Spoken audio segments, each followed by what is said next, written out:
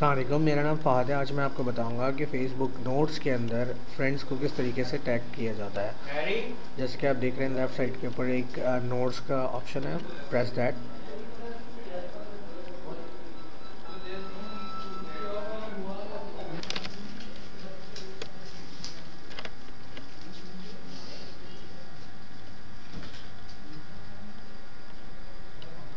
Charger का लगाओगे, इधर आ जाओ तार के करीब।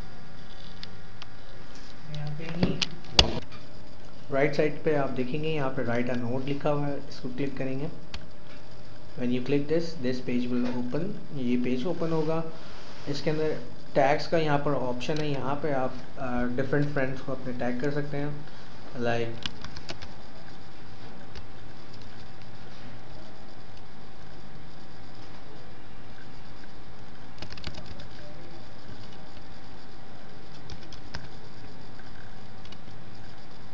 लाइक दिस,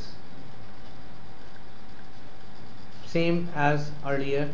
इसका टाइटल कुछ भी रख दें आप।